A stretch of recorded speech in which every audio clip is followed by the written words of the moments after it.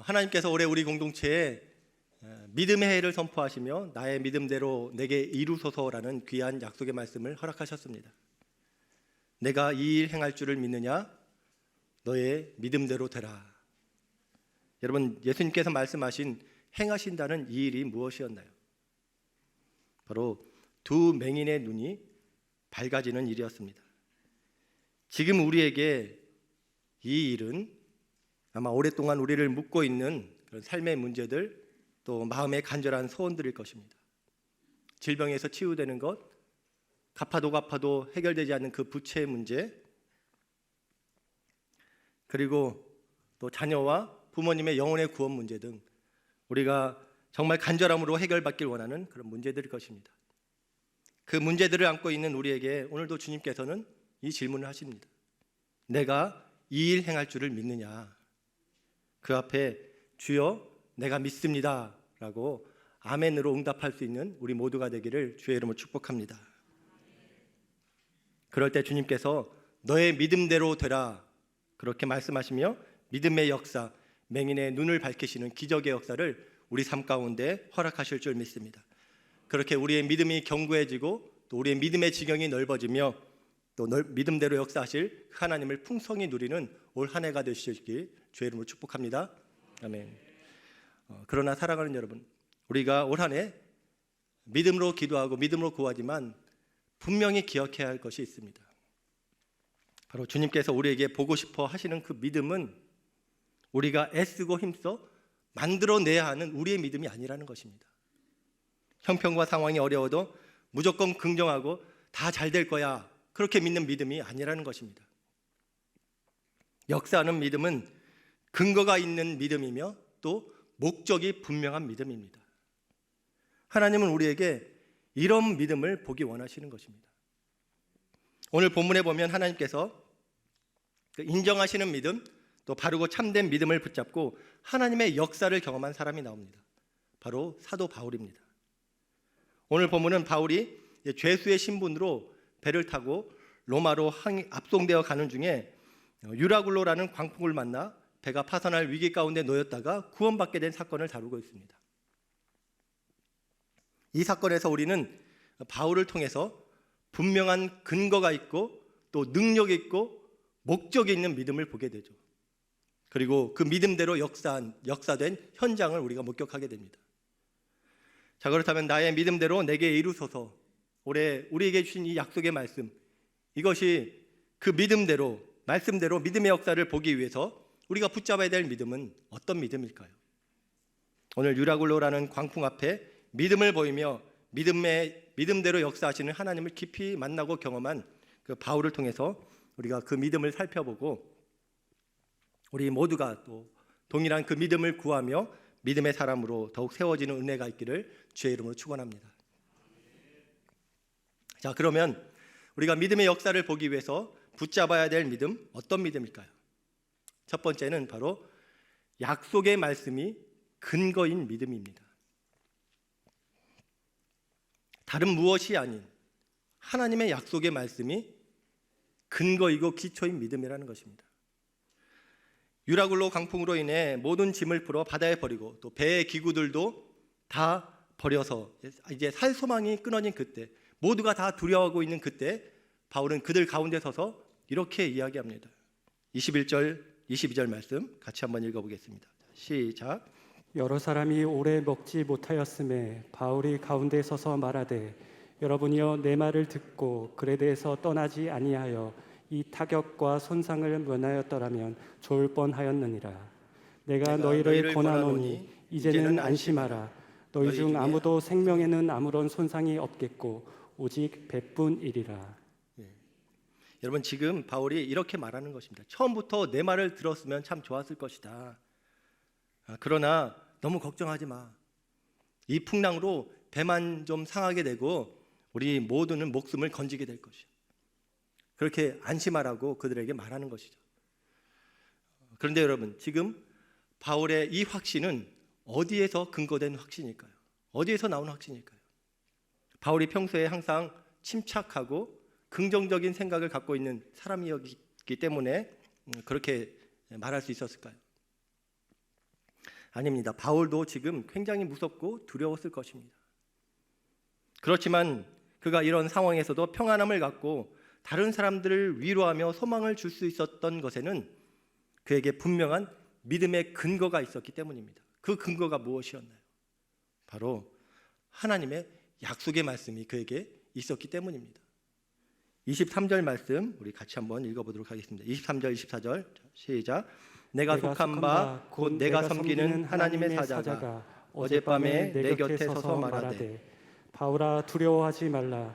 내가 가이사 앞에 서야 하겠고 또 하나님께서 너와 함께 항해하는 자를 다 내게 주셨다 하였으니. 하나님께서 천사를 통해 어젯밤에 바울에게 이 약속을 또 주신 것입니다. 두려워하지 말라. 너는 가이사 앞에 반드시 서야 된다. 가이사 앞에 서기 전에는 너는 죽을 수도 없다. 이 사람들 다 내가 너에게 맡겼다. 그렇게 말씀하신 것입니다. 그런데 여러분, 사실 이 약속은 전날 어젯밤에 주신 게 아니에요. 훨씬 전에 예루살렘에 바울이 있었을 때 그때 주어졌던 말씀입니다. 바울이 예루살렘에 있을 때, 감옥에 갇혔을 때 하나님께서 그에게 나타나셔서 하신 말씀입니다. 사도행전 23장 11절 말씀 보면 그날 밤에 주께서 바울 곁에 서서 이르시되 담대하라. 내가 예루살렘에서 나의 일을 증언한 것 같이 로마에서도 증언하여야 하리라 하시니라. 바울이 예루살렘 공회에서 예수님을 증언하다가 큰 소동이 나서 지금 로마 감옥에 갇히게 되었는데 하나님께서 그 밤에 찾아오셔서 이 약속을 주신 것입니다. 그리고 지금은 그때 주셨던 그 약속을 다시 생각나게 하신 것이죠.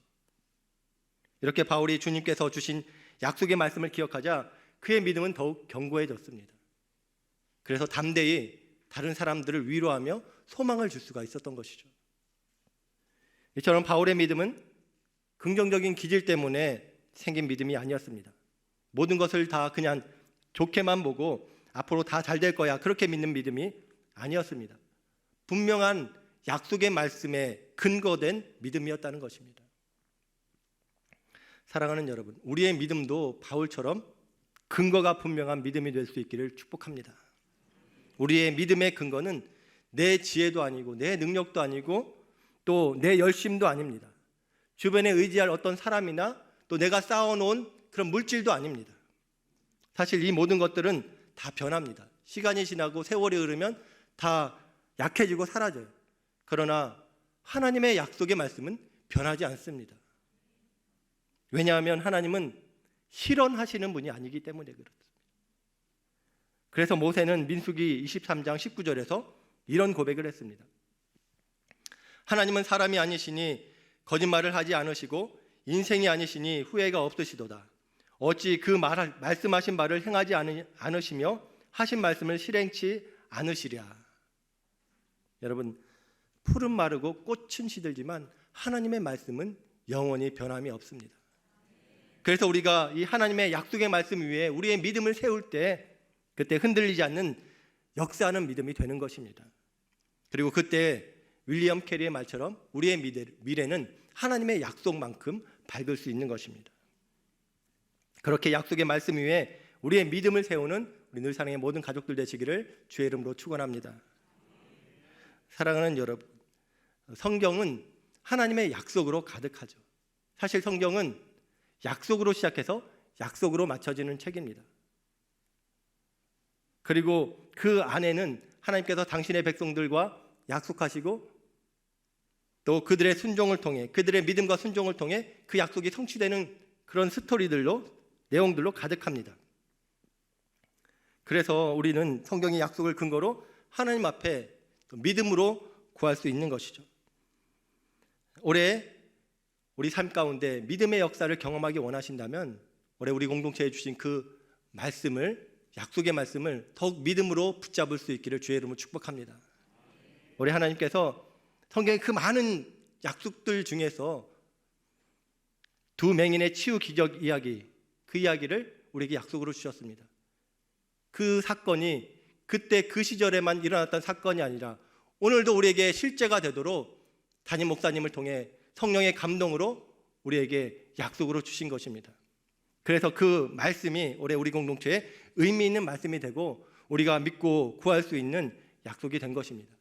바라기는 우리 모두가 이 약속의 말씀에 근거된 믿음으로 주께 구하여 두 맹인처럼 오래된 우리 삶의 문제들이 해결받는 그런 은혜가 있기를 주의 이름으로 축원합니다. 아멘. 그런데 사랑하는 여러분, 이 성경의 모든 약속이 향하는 곳이 있습니다. 성경의 모든 약속이 향하는 곳이 있어요. 초점을 맞추고 있는 분이 있습니다. 누구신가요? 예수 그리스도이십니다. 성경을 구약과 신약으로 나누죠. 구약은 옛 약속, 신약은 새로운 약속입니다. 구약은 어떤 약속인가? 바로 우리에게 예수 그리스도를 보내시겠다고 하신 그 약속입니다.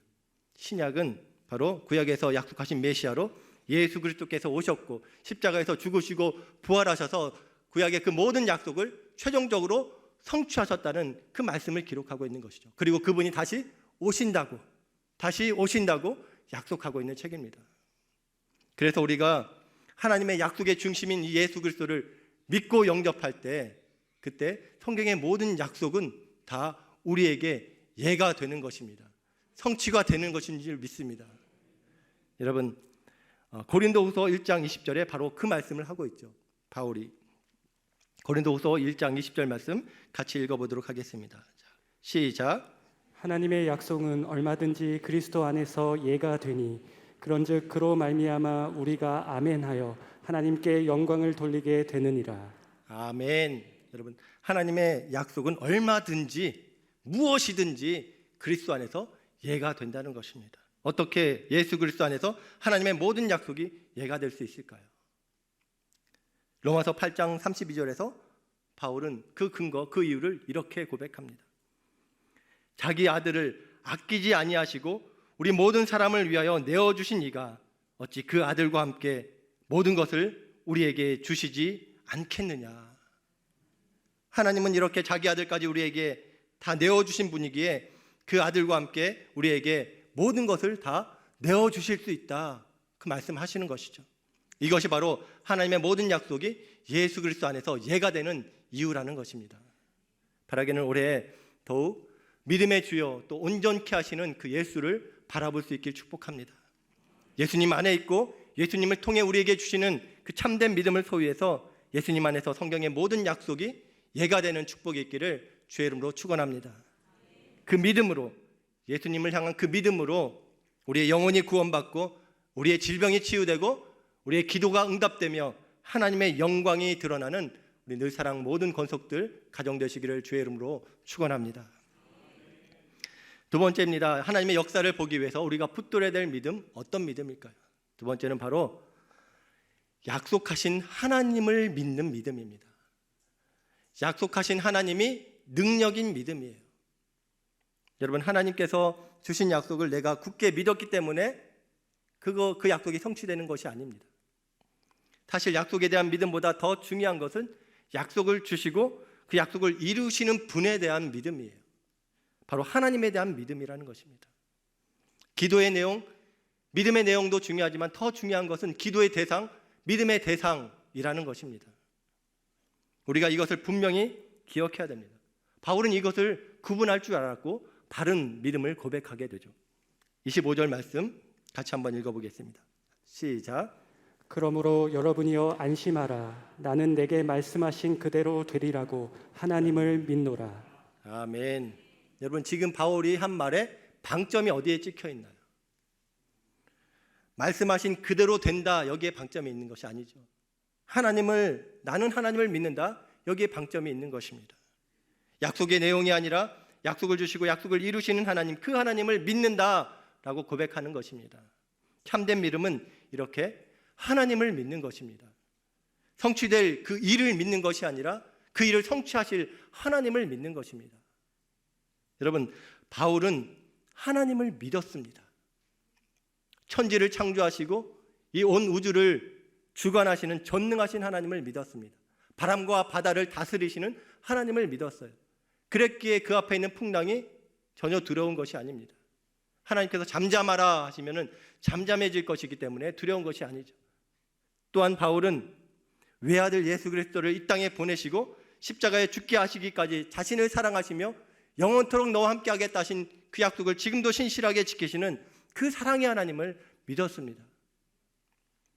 바울에게 이런 창조자, 구원자 하나님에 대한 분명한 믿음이 있었기 때문에 그분의 말씀을 그는 확신을 갖고 담대하게 그 주위 사람들에게 전할 수 있었던 것이죠. 26절 말씀처럼 사람들에게 우리가 반드시 한 섬에 걸리리라 라고 그렇게 담대하게 말할 수 있었던 것입니다. 우리에게도 이런 창조자, 구원자 하나님에 대한 분명한 믿음이 있기를 주의 이름으로 축원합니다. 하나님이 이 세상을 창조하신 창조자이시고 날 구원하신 사랑의 하나님이시라는 사실을 우리가 분명히 믿는다면 우리 앞에 놓여져 있는 그 모든 문제들, 그것은 두려울 것이 아닐 것입니다. 창조자, 구원자 하나님에 대한 믿음이 곧 능력 있는 믿음이 되는 줄 믿습니다. 여러분, 지난달에 제가 유치부 전사님이 예배를 마치고 헌금 봉투 하나를 들고 오셨는데요. 저에게 이제 보여주시면서 그 기도 제목을, 아이의 기도 제목을 보시면서 참 많이 감동이 되었다라고 하시면서 기도 제목을 보여주셨습니다. 그 기도 제목이 뭐라고 적혀 있냐면, 유치부 아이가 삐뚤빼뚤한 그 글씨로 하나님 제게 큰 믿음을 주세요라고 이렇게 적어 놓았더라고요. 큰 믿음을 주세요.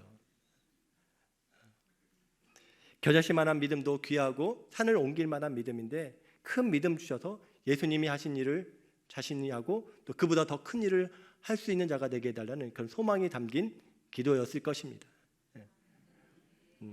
그 큰 믿음 주시기를 주의 이름으로 축복합니다. 그런데 여러분, 제가 그 기도 제목을 받고 그 아이를 위해서 마음속으로 기도하면서 축복할 때 마음 가운데 큰 믿음이 뭐지?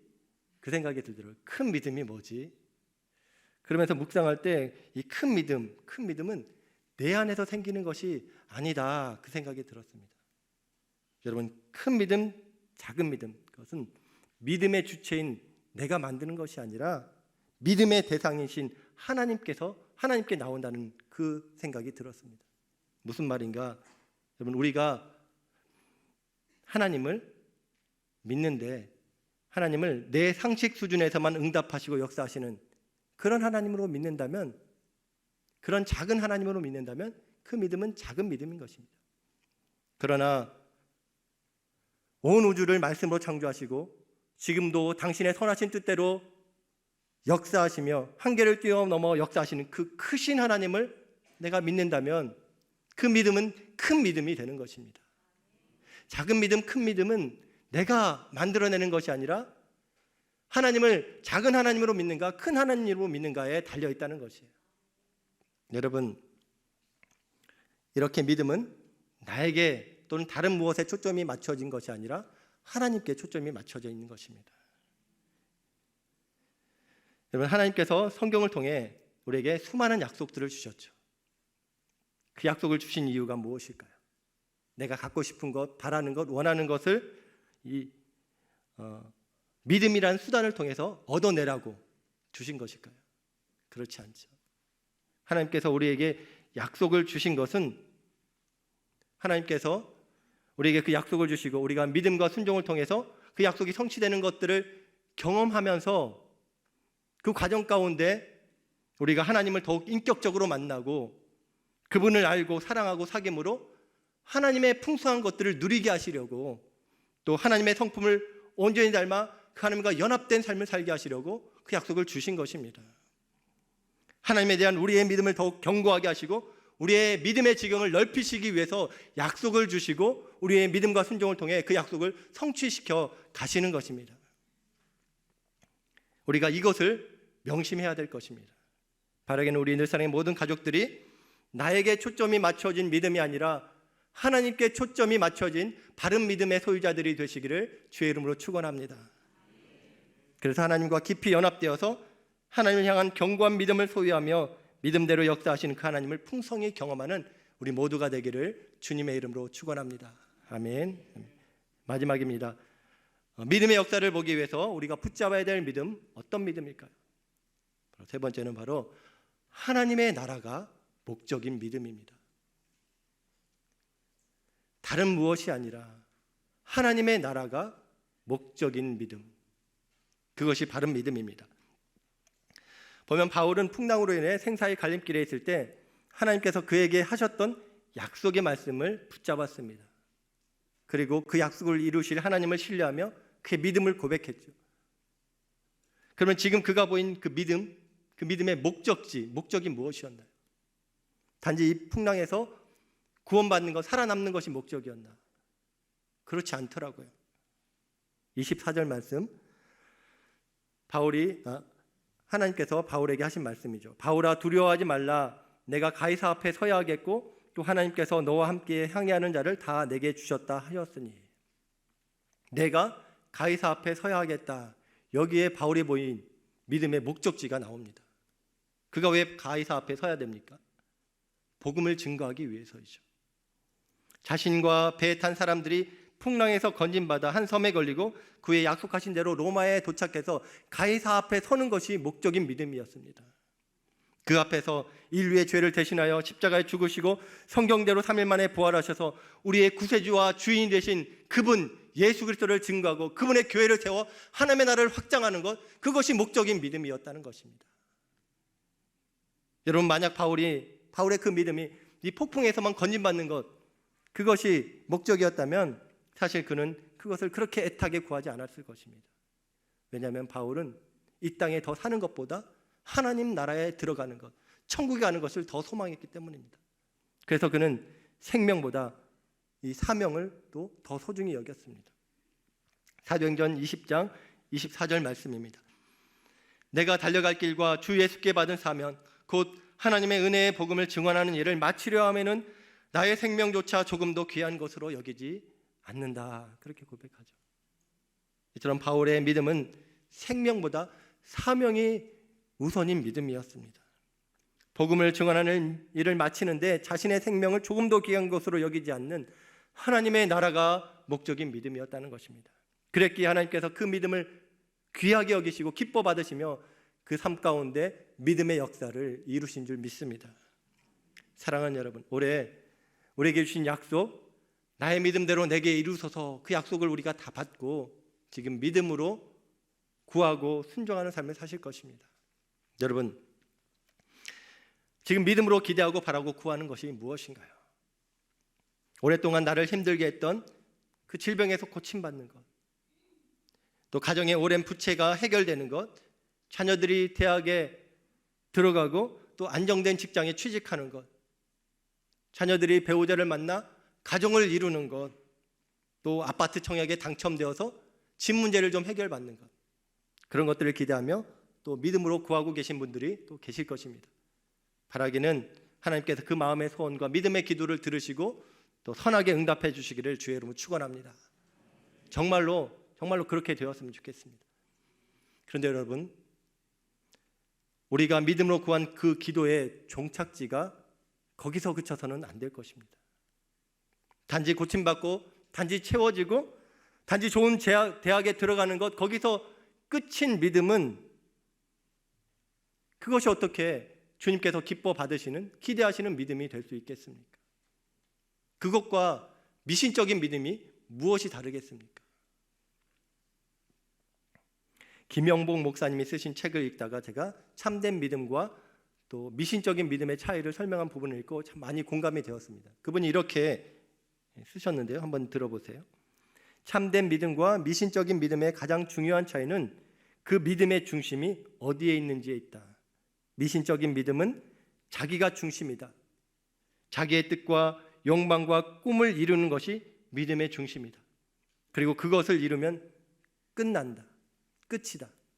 그러나 참된 믿음은 하나님이 중심이다. 그분의 뜻과 계획을 이루는 것이 믿음의 목표이다.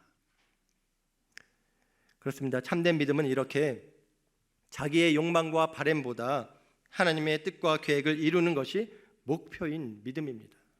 한마디로 하나님의 나라와 하나님의 영광이 목적인 믿음이라는 것입니다. 여러분, 오해하지 마시기 바랍니다. 질병에서의 치유, 경제적인 안정, 좋은 직장, 학교에 진학하는 것, 이런 것들을 구하지 말라는 것이 아니죠. 마음에 간절한 소원을 담아 이 모든 것을 우리는 믿음으로 구할 수 있어야 됩니다. 그리고 그 과정 가운데 우리는 하나님을 또 생생하게 경험하고 만날 수 있습니다. 그런데 거기서 그치면 안 된다는 것이죠. 성경에 보면 하나님께서 약속을 주시고 또 약속을 성취하시는 그 이야기를 자세히 들여다보면 단지 한 개인의 형편이 좀 더 나아지고 또 세상적인 형통이 주어지는 것, 거기에서 멈추지 않는다는 것입니다.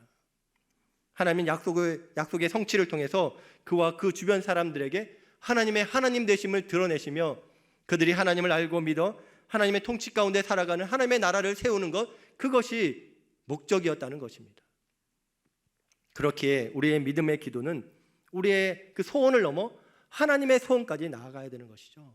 하나님의 나라, 거기까지 가야 되는 것입니다. 그럴 때 우리의 기도는 이렇게 바뀔 것입니다.